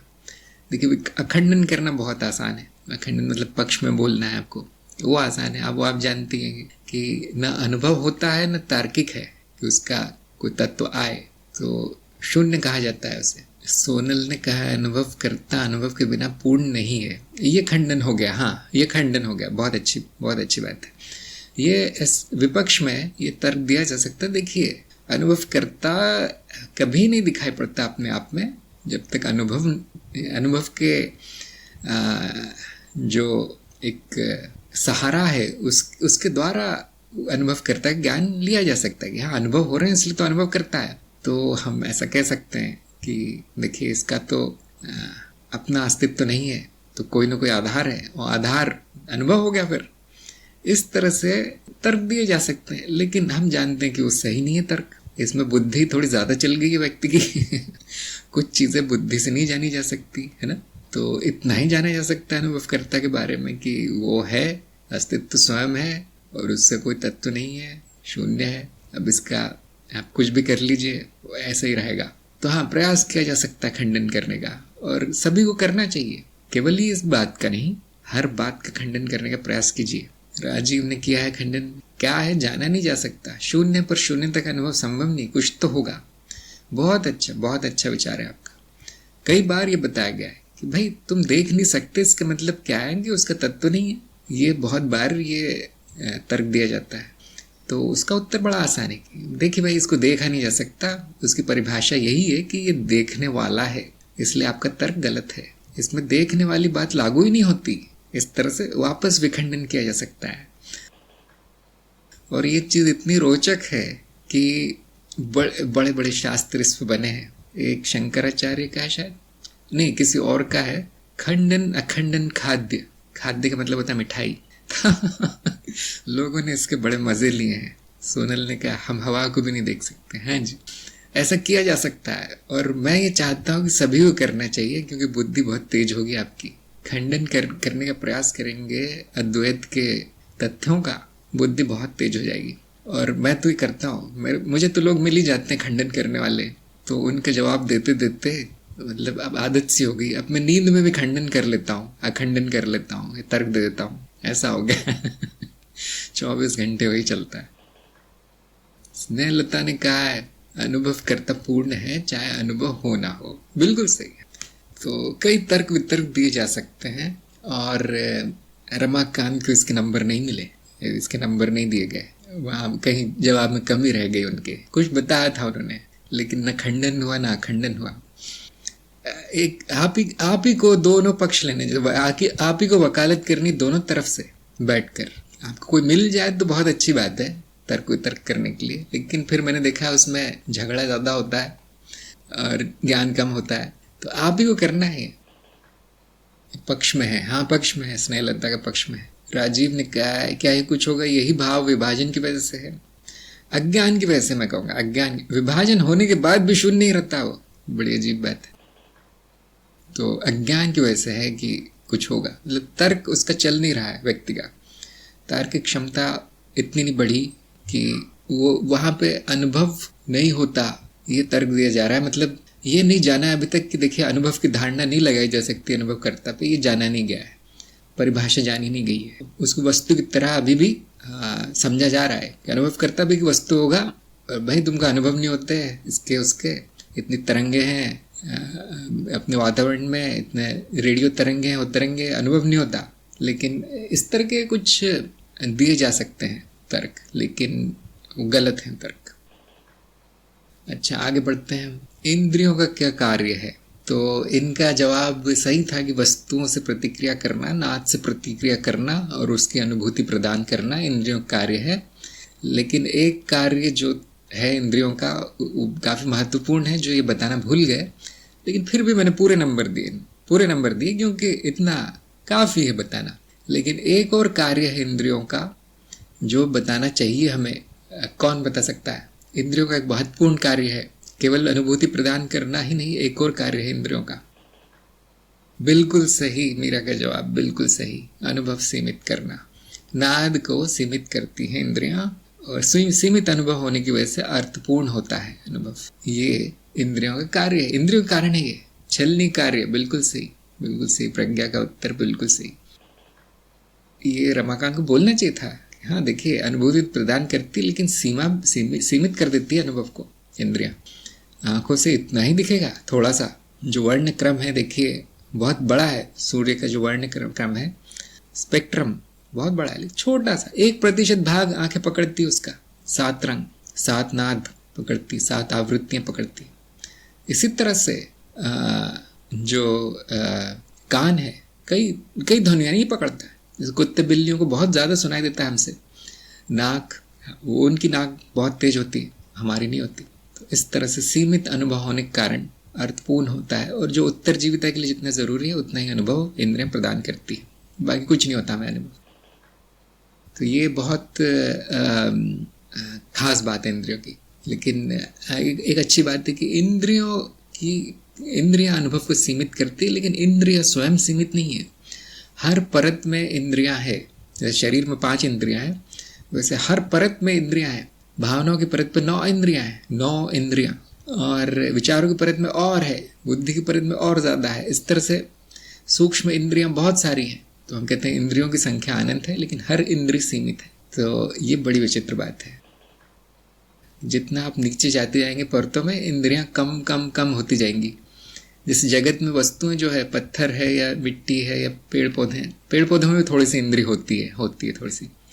प्रकाश कहाँ से आ रहा है, सूरज कहाँ है, वो जान जाते हैं। पानी कहाँ है, जान जाते हैं। लेकिन जो निर्जीव वस्तु है उनमें कोई इंद्रिय नहीं होती, कुछ भी नहीं होता, अनुभव ही नहीं है। तो जैसे जैसे हम नीचे जाते हैं परतों में, इंद्रियों की शक्ति भी कम होती है, इंद्रियों की मात्रा भी कम होती है। बहुत सी धारणा है लोगों में कि 5 इंद्रियां होती हैं। नहीं, बहुत होती हैं इंद्रियां। हमने कई गिनाई हैं। ये केवल एक ज्ञानी जान पाता है या योगी जान पाता है। योगी को तो और पता है, इतनी नाड़ियाँ हैं, उतनी नाड़ियाँ, हजारों ढूंढ निकाली गई हैं ये चीज़ें। तो आगे चलते हैं। इनका कुछ अनुभव अच्छे हैं, कुछ बुरे हैं, जबकि सभी अनुभव माया है। ऐसा क्यों है? तो इन्होंने बहुत अच्छा उत्तर दिया कि हाँ, ये तो हम निर्धारित करते हैं। देखिए, वो अच्छा बुरा भी मिथ्या है, ना केवल अनुभव मिथ्या है, उनको अच्छा या बुरा कहना भी मिथ्या है। मिथ्या के ऊपर की मिथ्या है, दोहरी मिथ्या, दोहरी माया। और इनका उत्तर बिल्कुल सही था कि उत्तरजीविता निर्धारित करती किसको अच्छा कहा जाएगा। एक व्यक्ति के लिए मरा हुआ जानवर बहुत अच्छा है, भोजन है उसका। दूसरे व्यक्ति के लिए वही अनुभव बुरा है, उसका भोजन कुछ और है। तो जिसके लिए वो खाने की चीज़ है वो तो कहेगा अच्छा है, जिसके लिए वो नहीं है उसको घृणा होगी उससे। किसी के लिए सेना में भर्ती होना बहुत अच्छा है, लेकिन किसी के लिए वो हिंसा है। इस तरह से लोग अपने अपना अच्छा और बुरा अनुभव निर्धारित करते हैं। कुछ लोगों के लिए रोना बहुत बुरा अनुभव है, कुछ लोगों के लिए रोना उनका जीवन है, रोते रोते बिता देते हैं जीवन। अस्तित्व पूर्ण कैसे है, किस आधार पर ऐसा कहा गया है? थोड़ा सा इस प्रश्न को थोड़ा अच्छे से बताना चाहिए था उत्तर। इन्होंने बताया कि कोई आधार नहीं है, जो ठीक नहीं है मेरे हिसाब से। अस्तित्व पूर्ण कैसे, किस आधार पर कहा गया है? कोई तो आधार है जिस आधार पर कहा गया। क्या हम ज्ञान मार्ग में कुछ बातें निराधार बोलते हैं? नहीं, आधार वही है। देखिए, आधार अनुभव और तर्क है। आपको अनुभव भी बताना चाहिए था। कुछ भी इसमें अपूर्णता नहीं दिखाई देती अस्तित्व में हमें। जो आधार है पूर्णता, पूर्ण कहने का अस्तित्व को, वो 2 है, आधार, अनुभव और तर्क, और कुछ नहीं हो सकता। देखिए ज्ञान मार्ग में तो हम देखते हैं कि ऐसा कुछ भी नहीं दिखाई पड़ता मुझे कि जो अपूर्ण है। और तर्क ये कहता है कि अगर वो अपूर्ण है तो जो बच गया है वो भी अस्तित्व में आएगा। हाँ, इसमें कुछ जोड़ नहीं सकते, कुछ निकाल नहीं सकते, इस तरह के तर्क दिए जा सकते हैं। तो आप निकालेंगे तो निकाली हुई चीज़ कहाँ रखेंगे? अस्तित्व के बाहर? क्या वो संभव है? अस्तित्व के बाहर कुछ नहीं है, इसलिए हाँ, पाड़वेकर ने कहा है, तो इसलिए ये पूर्ण है। और तर्क दिए जा सकते हैं। तो मैंने उनको आधा नंबर फिर भी दे दिया, क्योंकि थोड़ा बहुत तो इन्होंने प्रयास किया था। और मैं जानता हूँ ये बहुत कठिन प्रश्न है, बहुत कठिन प्रश्न है। किस आधार पर कह दिया आपने पूर्ण है? कह दिया, सब जानते हैं पूर्ण है, सब मान लेते हैं कि पूर्ण है। अब स्थापना भी करनी पड़ती है हमें ज्ञान मार्ग में, सिर्फ कह के नहीं चलता है काम। हर चीज़ स्थापित की जाती है, हर चीज़ का प्रमाण दिया जाता है, हर वाक्य का प्रमाण है यहाँ पर। अब ढूंढो कैसे पूर्ण है। हम क्या जांचते कि कितना मनन हुआ है व्यक्ति का, मनन कितना किया है उसने, पूर्णता या हर वाक्य का जैसे ठोक बजाकर कैसे देखा है। आपको 1 महीना दिया जाता है, देखिए, जो मैं जानता हूँ कम है, लेकिन फिर जिन चीज़ों के प्रमाण लेने हैं वो भी कम है। 2-4 ही प्रमाण लेने हैं आपको ज्ञान मार्ग पे, बाकी सब प्रमाणित हो जाता है फिर। तो देखिए, जो भी है उसके अलावा कुछ और संभव नहीं है। अस्तित्व की परिभाषा ही है कि सब कुछ जो भी है वो अस्तित्व। अब कहाँ से अपूर्ण हो जाएगा? ये परिभाषा भी आधार है उसका। अच्छा, 9वां प्रश्न था इनका, हिंसा ही नैतिक मानदंड किसने बनाया है और क्या इस सबको मानना अनिवार्य है? तो इनको आधा नंबर मिला इसमें, क्योंकि इन्होंने कहा कुछ नैतिक अनैतिक नहीं है अस्तित्व में, या दोनों है। एक चीज़ नैतिक है, वही चीज़ अनैतिक है, तो हम क्या कहेंगे? दोनों नहीं है, कोई अर्थ नहीं है यहाँ पर। सबने अपना अपना बना लिया है। और ये अहिंसा का मानदंड किसने बनाया? कोई बता सकता है हमारे सत्संग में? कौन है जिसने, जो ये लेकर आया? महावीर जिन है, गौतम बुद्ध है, श्री कृष्ण है, कौन है? आलोक ने कहा गुरु। नहीं, गुरु नहीं। गुरु कहता है कि देखिए आपको अपनी नैतिकता स्वयं तय करनी है अपनी बुद्धि से। अगर गुरु बना दे मानदंड तो गुरु नहीं रह जाएगा, वो राजनेता हो जाएगा, है ना। ममता ने महावीर कहा है कि महावीर से पहले भी अहिंसा थी इस दुनिया में।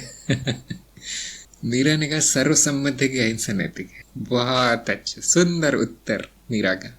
2 तरह की नैतिकता है, एक सर्वसम्मत की सार्वभौमिक कहते हैं हम, और दूसरी व्यक्तिनिष्ठ, सबकी अलग अलग, जो बहुत लोग मान लेते हैं। सर्वसम्मति है जहाँ पे बड़े बूढ़े समझदार व्यक्ति ज्ञानी जन मान लेते हैं कि देखिए ऐसा होता नहीं कोई नैतिक वैतिक, लेकिन काम चलाने के लिए, उत्तरजीविता के लिए, सामाजिक दृष्टिकोण से, व्यावहारिक दृष्टिकोण से हमें तय करना पड़ेगा कि मेरा जीवन किस नैतिकता के मानदंड पे चलना है, नहीं तो बहुत बुरे प्रभाव आएंगे। कर्मों के प्रभाव बहुत बुरे आते हैं अनैतिक कर्मों के।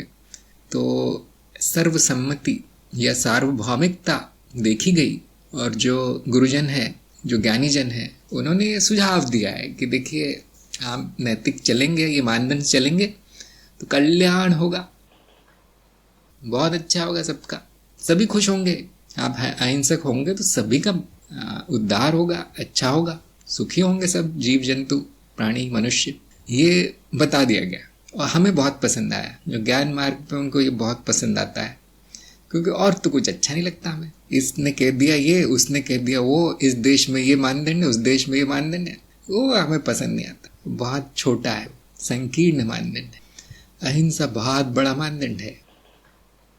शायद ही कोई होगा, कोई समझदार आदमी नहीं कहेगा कि हाँ अहिंसा को मानदंड मत बनाओ। अहिंसा में बहुत सी चीजें आ जाती है। देखिए अहिंसा बोलते ही साथ सारी नैतिकता परिभाषित हो जाती है, हर चीज। फिर हत्या अनैतिक है, फिर किसी को दुख पहुंचाना अनैतिक है, फिर झूठ बोलना अनैतिक है। ऐसे बहुत सारी इससे जो है चीजें निकल आती है, समीकरण निकल आते हैं तरह तरह के इसके। तो ये ऐसा मान लिया गया है कि इसने, एक व्यक्ति नहीं है जिसने बनाया है। अपराजिता ने कहा है कि मैं सहज नहीं रह सकती हिंसा करके। हाँ जी, प्राकृतिक नहीं लगता हिंसा। कुछ जानवर है जिनको हिंसा करनी पड़ती है, हमें भी करनी, मनुष्य को भी करनी पड़ती है, लेकिन वो जीवन रक्षण के लिए है या जीवन चलाने के लिए है। बेवजह हिंसा नहीं, वो कोई मानता नहीं इसको। कांति ने कहा हमारा पहले चले आ रहे संस्कार है। हाँ जी, हमें बताया जाता है अहिंसा ही सबसे बड़ा धर्म है, ऐसा सिखाया जाता है। अहिंसा सबसे बड़ा धर्म है और ये सब मान लिया जाता है, हमें मान की खुशी होती है। इसलिए मैं भी कह देता हूँ हाँ भाई, ऐसा सबको अपनी अपनी बना लेनी है नैतिकता की विचारधारा, लेकिन ध्यान रख के बनाइए अहिंसा को। जो दूसरे लोगों का अनुभव है उस पर चलना भी फायदेमंद होता है। बड़े लोगों का अनुभव जो है उसको मानना फायदेमंद होता है। कहीं कहीं मतभेद हो जाएगा, कोई बात नहीं, सब ठीक है, सब ठीक है। हाँ, ये कहना गलत होता है कि आपका मानदंड सही नहीं है। सबका सही है अपने अपने हिसाब से उनका। अगर आप उनके मानदंड से आपको नुकसान पहुंच रहा है तो आप पूरी तरह स्वतंत्र है अपना मानदंड बदल के अपनी रक्षा करने के लिए। बदलता रहता है कभी कभी। अच्छा, अगला प्रश्न था कि शून्यता में गति क्यों है, इसकी क्या प्रक्रिया है। तो इनको आधा नंबर इसमें मिला क्योंकि इन्होंने कहा संभावित है, और लेकिन इन्होंने प्रक्रिया गलत बता दी। इन्होंने कहा व्यवस्थित होने से गति है। मैं ये जवाब गलत है। गति के कारण व्यवस्था है। देखिए, शून्यता में गति नहीं है, ये जवाब है इसका सही जवाब ये है कि शून्यता में गति नहीं है, प्रतीत होती, मिथ्या। परिवर्तन स्वयं ही मिथ्या है, इसलिए उससे जो भी निकलता है वो मिथ्या है। जो शून्य हो क्या परिवर्तित होके, वो क्या हो जाएगा परिवर्तित होके, बताइए। शून्य ही रहता है तो फिर क्या परिवर्तन हुआ, वो प्रतीत होता है। ये बताना चाहिए था आपको। इन्होंने बताया वैसे संभावना है, आधे नंबर उनको मिल गए। अब प्रक्रिया क्या है गति की, उसकी हम नहीं जान सकते। ये बात, ये चीज अज्ञेय है। कई बार मैंने कहा है, माया के पीछे क्या है नहीं जाना जा सकता, माया ही जानी जा सकती है, अज्ञेय है। फिर भी हमने कुछ बना लिया है, सिद्धांतिक कुछ बना लिया कि परिवर्तन जो है, एक बार दे दो मुझे परिवर्तन, उसके बाद मैं सब बता दूंगा कैसे होता है। तो वहां से शुरुआत कर ली जाती है कि हाँ भाई मान लो परिवर्तन है और वो नाद है, और नाद की व्यवस्था दिखाई पड़ती है हमें। व्यवस्थित नाद स्मृति है, स्मृति का अनुभव होता है जिसको हम चित्त कहते हैं। सभी अनुभव चित्त के हैं। चित्त के अलावा कुछ भी नहीं है, यहाँ पर कुछ भी नहीं है, शून्य शून्य है सब कुछ, तो गति भी नहीं है। अब जब नहीं है तो प्रक्रिया क्या है, नहीं है तो प्रक्रिया क्या बताएंगे फिर उसकी। थोड़ा सा टेढ़ा प्रश्न था, रामायण के सारे प्रश्न कठिन थे।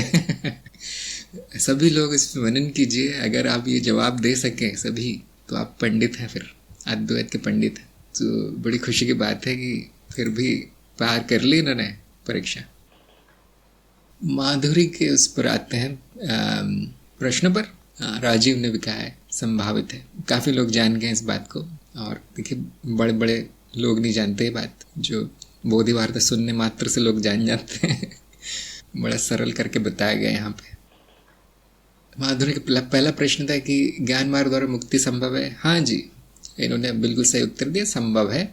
आपको एक बात और कहनी चाहिए थी यहाँ पर कि ज्ञान मार्ग से मुक्ति नहीं होती, केवल जाना जाता है कि मैं मुक्त हूँ, केवल ज्ञान होगा कि मैं मुक्त हूँ। ऐसा नहीं होगा कि मैं अब मुक्त नहीं था, बंधन में था, अब ज्ञान मार्ग में आने के बाद मुक्त हो गया, ऐसा नहीं होगा।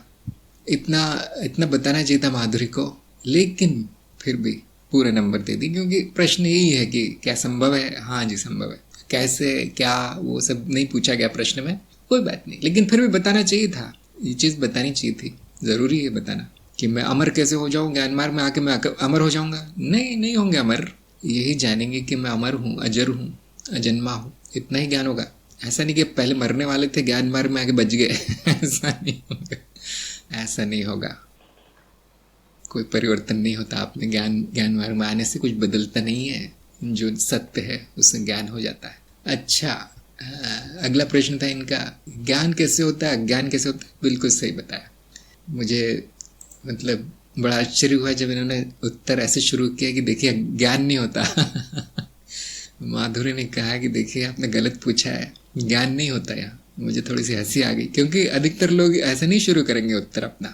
अधिकतर लोग थोड़े से किताबी कीड़े तरह होते हैं, वो ऐसे शुरू करेंगे कि अनुभव से ज्ञान होता है गुरुजी, तर्क से ज्ञान होता है, इस तरह से शुरू करते हैं लोग। लेकिन माधुरी ने कैसे शुरू किया, उनका अनुभव ये बताता है। माधुरी का इतनी सत्संग उन्होंने अभी तक, इतने सत्संग में आ चुकी है माधुरी की, ये उनके लिए मतलब रोज की बात हो गई है सुनना कि ज्ञान नहीं होता।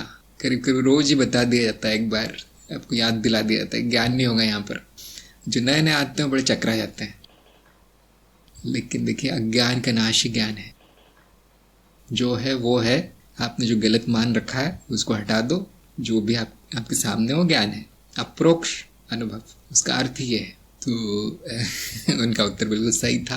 अज्ञान कैसे होता है, मान लिया जाता है। हाँ, एक चीज और माधुरी को बतानी चाहिए थी यहाँ पे, बुद्धि ना होने के कारण मान लिया जाता है। जैसे हम छोटे होते हैं तो बुद्धि इतनी चलती नहीं है, जो बता दिया गया मान लिया जाता है। और ये बुद्धि का उपयोग हम बड़े होने के बाद भी नहीं करते हैं। जब तक गुरु से साक्षात्कार नहीं होता, जब तक गुरु नहीं कहता कि तुम मूर्ख हो, तब तक वो बुद्धि उड़ के चलती नहीं है, आलसी की तरह बैठी रहती है। उसको उठाना पड़ता है, उसको चलाना पड़ता है, उसको पॉलिश करके चमका के। ये काम गुरु की सहायता से हो सकता है, थोड़ा पीड़ादायक काम है, तो इसलिए अज्ञान रह जाता है। जिसने बुद्धि का प्रयोग कर लिया हट गया अज्ञान, बहुत आसान। जो प्रतीत होता है मिथ्या है, पर वो क्या है जिससे प्रतीति उत्पन्न होती है। तो इनको आधा नंबर इसमें मिला है, क्योंकि नाद से उत्पन्न होती है, ऐसा कहा, मुझे ऐसा सुनाई दिया माधुरी का।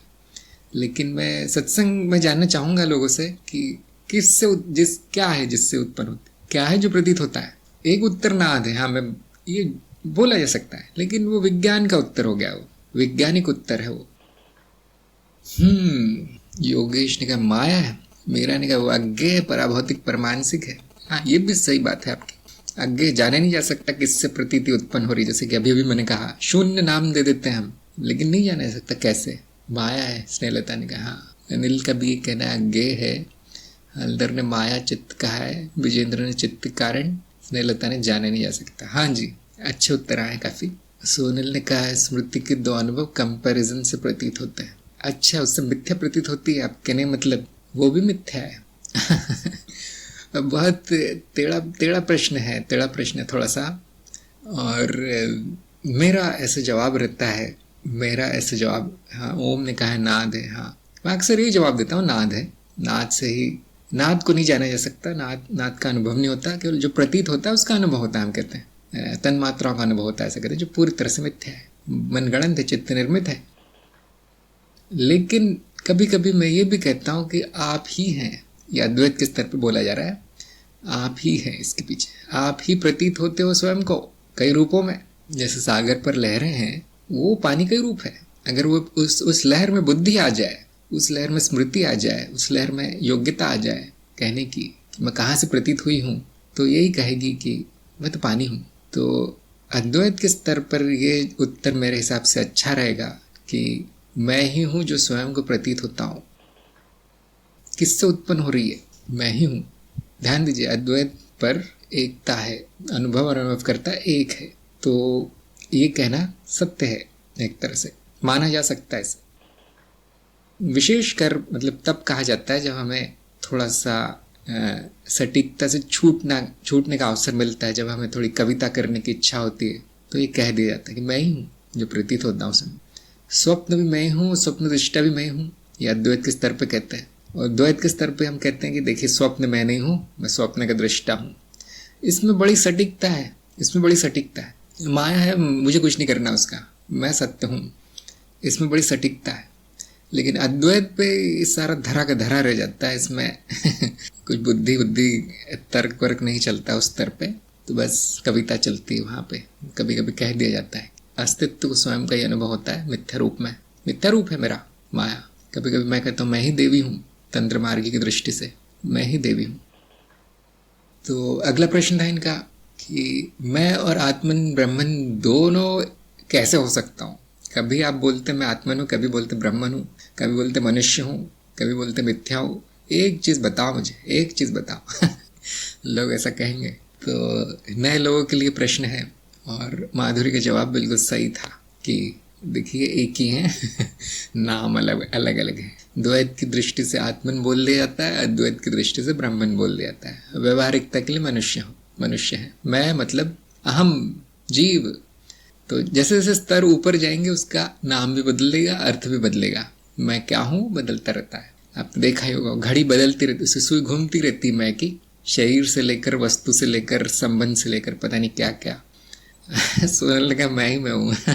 हर चीज में मैं ही हूँ। देखिए, छोटा मैं, बड़ा मैं, हर चीज में हूँ। आप भी मैं ही हूँ। आपको भी नहीं छोड़ा मैंने। आप भी मैं ही हूँ। अच्छा, आगे चलते हैं। कौन से अनुभव भौतिक है और कौन से मानसिक? इसमें मैंने आधे नंबर काट लिए माधुरी के। कौन बताएगा कौन से भौतिक है कौन से मानसिक है? हाँ, सारे मानसिक है। कोई और खंडन कोई करना चाहेगा? सभी मानसिक है। हाँ, सारे मानसिक। मैंने आधे नंबर माधुरी को फिर भी दे दिए क्योंकि उन्होंने व्याख्या अच्छी की थी कि जो भौतिक इंद्रियों से होता है मुझे भौतिक कह देते हैं, जो मानसिक इंद्रियों से होता है मानसिक कह देते हैं। लेकिन देखिए, ध्यान दीजिए, भौतिक इंद्रियां भी मानसिक है, और मानसिक का अर्थ ये हो गया पराभौतिक परमानसिक। तो धीरे धीरे ले जाया जाता है शिष्य को कि पहले बताया जाता है कि भौतिक वो है जो दिख रहा है आपको आंखों से, इंद्रियों से जो दिख रहा है, शरीर की इंद्रियों से। ऐसे थोड़ा एक एक सीढ़ी से उसको चरण बदले जाया जाता है कि भौतिक का हम फिर मानसिक कर देते हैं, मानसिक को भी हटा के परमानसिक पराभौतिक कर देते हैं। तो सभी अनुभव ऐसे ही हैं। हाँ, वर्गीकरण समझाने के लिए है, और जो ये छोटे छोटे झूठ जो बोले जाते हैं वो साधक को पागल होने से बचाने के लिए है। पराभौतिक परमानसिक स्मृति किसको कहते हैं? इसका क्या प्रमाण है? ये उत्तर गलत आ गया। माधुरी ने कहा था चित्त है। चित्त, हाँ, चित्त स्मृति है, लेकिन मैंने अब स्मृति की परिभाषा करने को कहा है। चित्त स्मृति से परिभाषित है। स्मृति किससे परिभाषित है? कौन बताएगा? स्मृति की परिभाषा कौन बताएगा? बड़ी सही परिभाषा की है, मतलब स्पष्ट परिभाषा की है बोधि वार्ता में, आपके कार्यक्रम में। स्मृति की परिभाषा क्या है?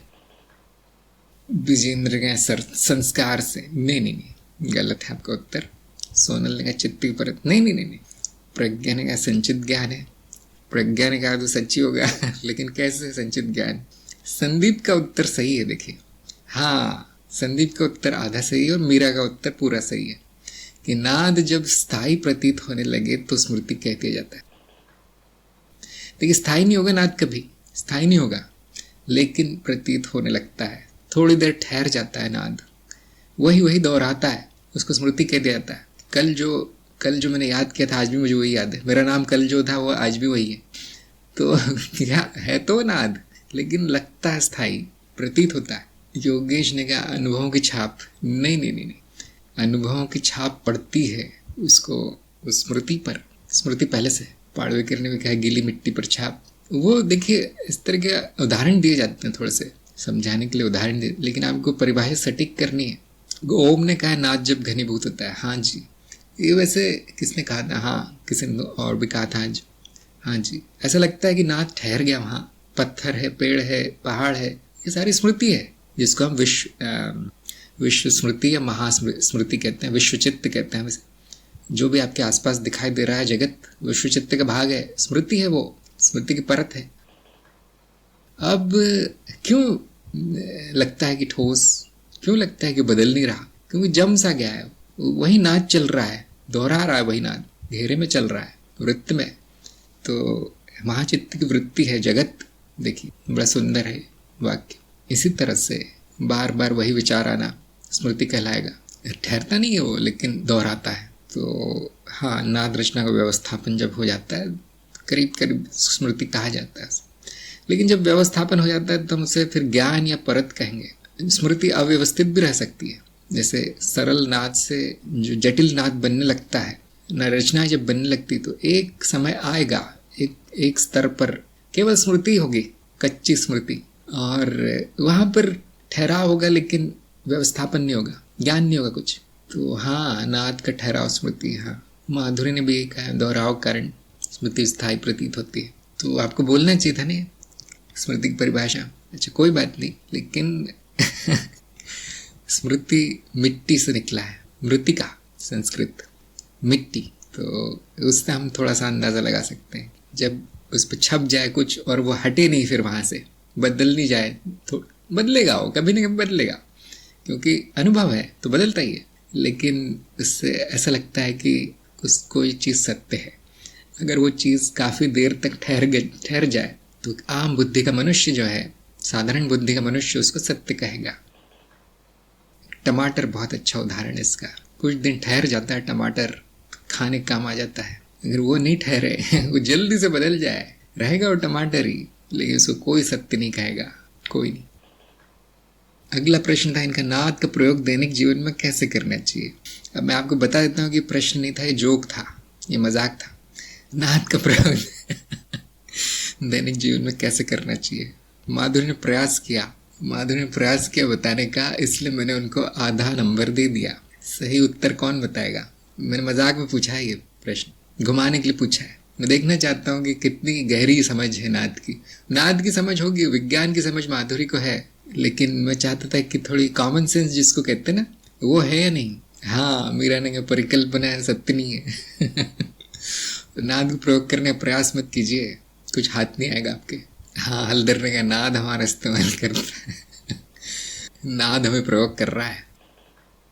बहुत से लोग हैं तंत्र मार्ग में जो कहते हैं देवी का प्रयोग कैसे कर लूँ मैं, मतलब देवी को प्रसन्न करके उससे कुछ हासिल कैसे कर लूँ मैं।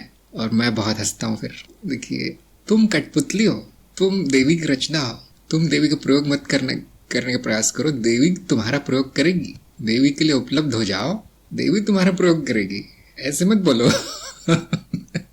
मैं देवी को कैसे वश में कर लूँ, कर लो। हाँ जी, ये मैं थोड़ा सा घुमाने के लिए पूछा था माधुरी को, और मुझे आधी सफलता मिल गई कि हाँ। लेकिन आधा नंबर मैंने इसलिए दिया है माधुरी को क्योंकि उन्होंने कहा था कि नाद को जान लेना है। प्रयोग इतना महत्वपूर्ण नहीं है, लेकिन नाद को जान लेना है, वही अच्छा प्रयोग है, वही अच्छा प्रयोग है नाद का। जितना आप जानेंगे नाद को, उतना आप नाद से मुक्त होंगे, मुक्ति होगी आपकी इस नाद से। मैं नाद नहीं हूँ, ये बहुत अच्छा प्रयोग है, इसको दैनिक जीवन में प्रयोग कीजिए। तो हाँ, थोड़ा सा मैंने इसको मजाक में पूछा है प्रश्न, लेकिन इसका सही उत्तर भी आ सकता है। तो हाँ, ये देखिए योगेश ने चित्र भेज दिया, तो बड़ा सटीक चित्र है, जो मैं अक्सर कहता रहता हूँ। सारा खेल है इस पता नहीं वो गड्ढे में से क्या है, इस चित्र का अर्थ क्या खोद रहे हैं वो समझ में नहीं आ रहा मुझे। लेकिन हाँ, सब देवी है, विभिन्न रूपों में देवी नाद रूप में प्रकट है। हाँ, देवी को प्रसन्न कीजिए अर्थात स्वीकार भाव में आइए। ये बहुत अच्छा प्रयोग है नाद का। विचार नाद है, प्रमाण दीजिए। तो ये गलत हो गया, माधुरी का उत्तर गलत हो गया। मैं, क्योंकि हमारे पास समय बहुत कम बचा है, अभी 10 मिनट बचे हैं, तो मैं ही उत्तर देता हूँ कि बहुत आसान है, नाद क्या है क्या नहीं जानना, परिवर्तनशील है, हो गया प्रमाण। विचार परिवर्तनशील है, खत्म। विचार स्मृति से उठते हैं, समाप्त, आ गया, प्रमाण आ गया। ललना ने पूछा है कि नाद को अंग्रेजी में वाइब्रेशन उल्लेखित किया है और हम वाइब्रेशन को कंपन रूप से जानते हैं, लेकिन नाद को परिवर्तन कहा है, तो वास्तव में क्या है? देखिए, एक ही है, कंपन भी तो परिवर्तन है। अगर कुछ बदलेगा नहीं तो कंपन कैसे होगा? वाइब्रेशन भी वही है, उसका अर्थ अंग्रेजी में वाइब्रेशन का अर्थ नाद ही है, कंपन का भी अर्थ नाद है। कंपन को हम वाइब्रेशन कहते हैं अंग्रेजी में, क्योंकि नाद का कोई पर्यायवाची नहीं है अंग्रेजी में। इसलिए अंग्रेजी में तरह तरह के शब्द, जैसे साउंड शब्द, वर्ड, इस तरह तरह के शब्द हैं, लेकिन भ्रष्ट हो चुके हैं। इसलिए हमने उसका जो अनुवाद किया अंग्रेजी में, वाइब्रेशन किया है, जो कि कंपन से लिया गया है, क्योंकि अंग्रेजी भाषा में नाद का कोई पर्यायवाची नहीं मिलता। संस्कृत शब्द है नाद, तो हाँ, कंपन को भी नाद कह सकते हैं, क्या कांप रहा है कुछ, लेकिन नाद इतना सटीक है कि वहाँ पे कुछ कांपने वाला भी नहीं है। तो फिर वो भी भ्रष्ट हो गया था नाद। बाद में लोगों ने जो है शब्द नाद को नाद मान लिया कि जो कानों से सुनाई देता है वो नाद है, जो सूक्ष्म इंद्रियों के पकड़ में आता है वो नाद है। ऐसा वो भ्रष्ट हो गया बाद में। तो बोधिवार्ता के आने तक भ्रष्टि था। बोधिवार्ता के आते ही साथ हमने नाद को पराभौतिक परमानसिक की स्थिति में लाया, भ्रष्टता समाप्त हुई। यहाँ पे पहली बार मैंने देखा ऐसा। नहीं तो नाद को लोग अनुभव के रूप में जानते थे कि ये अनाहत नाद है, ये ब्रह्मनाद है, मुझे सुनाई देता है। मैंने कहा ऐसा मत करो, ये नहीं सुनाई देता किसी को और इसका कोई अनुभव नहीं होता।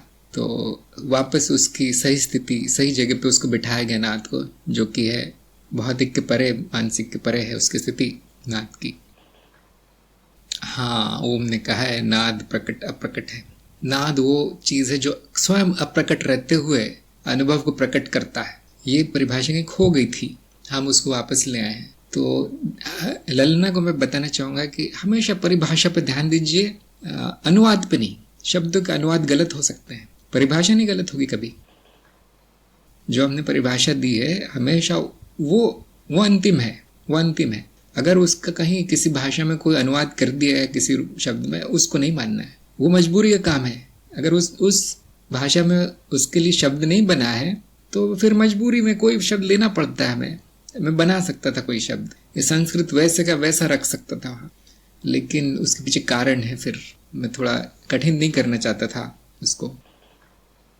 हल्दर ने भी कहा शब्द को नाद समझ लेते हैं, तो ऐसा नहीं करना चाहिए। जिनको ज्ञान नहीं है वो नहीं समझ पाएंगे नाद क्या है। वो कहीं ना कहीं अपनी मान्यता उसमें डाल देंगे कि मैं जब ध्यान में बैठता हूँ तो मुझे नाद सुनाई देता है। नहीं, वो सूक्ष्म इंद्रियों का कंपन है, वो नाद नहीं है।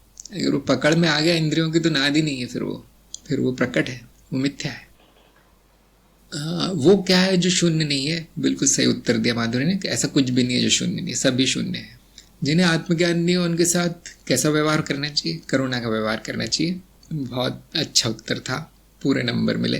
तो ये थे प्रश्नोत्तर।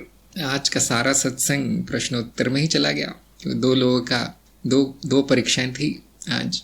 तो मेरा ऐसा रहता है कि मैं परीक्षा को प्राथमिकता देता हूँ, क्योंकि ज़रूरी काम है, और आपके प्रश्नों को भी प्राथमिकता दी जाती है, लेकिन उससे भी ज़्यादा ज़रूरी परीक्षा है, क्योंकि लोगों ने बहुत मेहनत की है।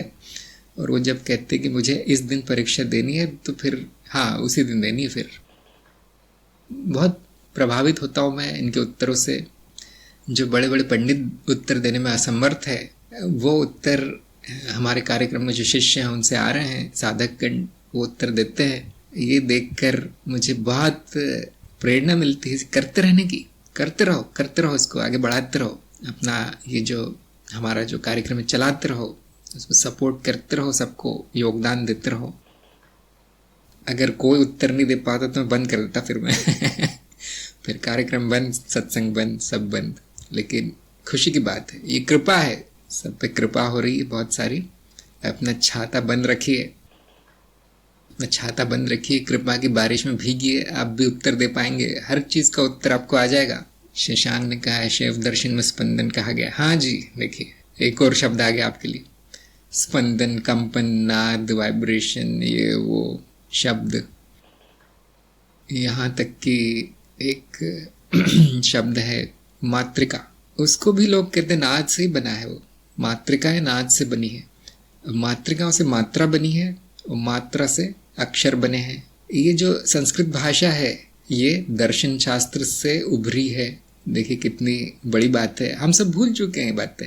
हमको तो अंग्रेजी से प्यार है, अंग्रेजों से और अंग्रेजी से, क्योंकि बहुत प्यार बरसा के गए हमारे देश पे, वो ज़्यादा प्यार हो गया अंग्रेजी से। कोई बात नहीं, ये विधि का विधान है और ये हमारी स्वयं कर्मों का फल है कि हम अंग्रेजीमय हो गए हैं, स्वीकार कर लिया, चलो कोई बात नहीं। लेकिन हमें भूलना नहीं चाहिए कि एक समय था जहाँ हर चीज़ इतनी स्पष्ट थी, ज्ञान ही ज्ञान था, अज्ञान नहीं था, देखने को नहीं मिलता था अज्ञान। अब भ्रष्ट है, अब हमारा कर्तव्य उसको वापस लाना। जो खोजी है वही खोज सकता है। हाँ जी, अंग्रेजी भाषा पूरी तरह भ्रष्ट है, उसमें नहीं हो सकता दर्शन शास्त्र। मैं जब लोगों के सामने विकल्प रखता हूँ कि आपको कार्यक्रम अंग्रेजी में करना है हिंदी में, तो अगर उनको हिंदी आती है, थोड़ी बहुत भी आती है, भले टाइप करना ना सीखा उन्होंने, लेकिन वो मैंने देखा अधिकतर लोग यही कहते हैं जो मज़ा हिंदी में है वो नहीं है अंग्रेजी में, ये मैंने देखा है। तो हाँ, इसका कारण है क्योंकि हिंदी संस्कृत आधारित है, वो यहाँ पर हर शब्द का अर्थ ऐसा प्रकट होता है, चमकता है। तो जिसने ये भाषा पर महारत हासिल कर ली उसके लिए दर्शन शास्त्र बच्चों का खेल है। इसलिए मैं बहुत इस पर जोर देता हूँ कि पहले भाषा सही कर लीजिए, पहले भाषा बच्चों की तरह लिखना बंद कर दीजिए। सटीक बहुत आपकी उसमें बुद्धि की क्षमता दिखनी चाहिए भाषा में। और मैंने देखा कई लोगों ने बहुत प्रयास किया है। आप लोगों का प्रयास जो आपने किया है कार्यक्रम में व्यर्थ नहीं जाएगा। ऐसा नहीं कि लिख दिया अब लेख अब वो किसी काम का नहीं रहा, ऐसा नहीं है। जो योग्यता आपको मिली है वो आपके साथ रहेगी, कहीं ना कहीं उसका उपयोग कर लिया जाएगा। मैंने रमाकांत जी के उनके लेखों का उपयोग कर लिया है, इस तरह लोगों के लेखों का उपयोग कर लिया जाएगा। कहीं ना कहीं प्रकाशित हो चुके हैं वो सारे, इंटरनेट पे जो प्रकाशित हो गया उसका उपयोग हो जाएगा कहीं। तो लेखन पे लोग जितना ध्यान देंगे, मैं ये नहीं कहता बहुत ज़्यादा लिखना है आपको, बहुत ज़्यादा नहीं लिखना है, बहुत अच्छा लिखना है। हल्दर ने कहा ना स्पंदन को स्फुरन भी कहते हैं। हाँ, जैसे हम कहते हैं स्फूर्ति बहुत है इसमें, फुर्ती बहुत है, वहीं से आएगा। ओम ने कहा है कि नाद सदैव चलता रहता है, जब नाद से संबंध बनते हैं तब संसार प्रकट होता है। क्या ये उत्तर सही है? हाँ जी, नाद का संबंध बनना नहीं कहेंगे हम, नाद को व्यवस्थीकरण कहेंगे। व्यवस्थीकरण, नाद जब व्यवस्थित होता है तो वस्तुओं के रूप में प्रकट होता है या अनुभव के रूप में प्रकट होता है। और संसार भी एक अनुभव है जिसको हमने संसार कहा है। हाँ, ओम से फिर से मैं कहूँगा कि अब कार्यक्रम में नहीं है, शायद कार्यक्रम में नहीं है, इसलिए इस तरह की उलझने हैं। माधुरी ने कहा ज्ञान मार्ग में आकर हिंदी शब्द गुणतक ज्ञान हो गया। हाँ, मैं भी बड़ा आश्चर्यचकित हो गया कि जिन शब्दों को हम ऐसे ही उपयोग करते थे बिना उनको जाने कि कहाँ से आए हो, और ज्ञान मार्ग में आके पता चलता है कि उनका कितना गहरा अर्थ है। जैसे स्मृति, देखिए स्मृति का उपयोग बचपन से करते आ रहे हम बिना जाने कि उससे कितना गहरा अर्थ है। नाद का उपयोग करते आ रहे हम लेकिन नहीं जानते थे क्या है। इस तरह से दर्शन शास्त्र में जो भी प्रयोग होता है वो काफी गहरा जाता है उसका अर्थ। वो भाषा दर्शन के लिए बनी है और दर्शन से भाषा बनी है, ऐसा हो गया वो, उसका विकास ऐसा हुआ है संस्कृत का। अंग्रेज क्या कहते हैं कि भाई आप लोग जंगली थे, कहीं से संस्कृत सीख ली, और जब हम आए तब आप सुसंस्कृत हो गए। ये आपको अंग्रेजों ने घुट्टी पिलाई है। आपकी पाठशाला में भी यही सिखाया जाता है। इसीलिए मैंने देखा है लोग नए नए आते हैं, अच्छा चित्त बोला है, डिक्शनरी खोल लो भाई, माइंड, अच्छा हाँ, अरे बेटा ऐसा नहीं है, ऐसे ज्ञान नहीं मिलता। ये अज्ञान ढूंढ रहे हो, डिक्शनरी में अज्ञान, अंग्रेजी हिंदी डिक्शनरी में अज्ञान लिखा है। अर्थ ढूंढिए, शब्दों के अर्थ इतने गहरे हैं कि आपके अनुभव तक जाते हो। साक्षात प्रमाण आपके सामने जो है उससे शब्द बने हैं। बहुत से लोगों के नाम है, अपने नामों के अर्थ नहीं जानते। और उनके जब पूछा जाए तो कुछ अजीब सा जवाब आता है उनका। मेरा एक शौक था कि नामों के अर्थ पता करना, और मैंने देखा कि जो भारत में जो नाम है, हर नाम के इतने गहरे अर्थ हैं, बड़े गहरे गहरे। हाँ, सभी के नाम आध्यात्मिक है भारत में। तो जब से अंग्रेज आए नाम भी भ्रष्ट हो गए। अब विक्की टिक्की और इस तरह के पिंकी चिंकी इस तरह के नाम आने लगे हैं, पता नहीं उनके क्या अर्थ होते हैं। लेकिन जो हमने जो नाम रखे गए, हमारे जो नाम रखे जाते हैं वो पूरी तरह से आध्यात्मिक नाम होते हैं। इसलिए मैं बदल देता हूँ नाम, बहुत से लोगों के नाम मैं बदल देता हूँ, क्योंकि वापस आ जाओ, अब वापस आ जाइए हमारे अध्यात्म में, हमारी संस्कृति में। तो यहाँ पर हम आज की सत्संग समाप्त करेंगे। बहुत रोचक सत्संग, बहुत अच्छी सत्संग रही आज की। सभी का सत्संग में आने के लिए बहुत बहुत धन्यवाद, और मैं आपसे फिर मिलूँगा अगली बार।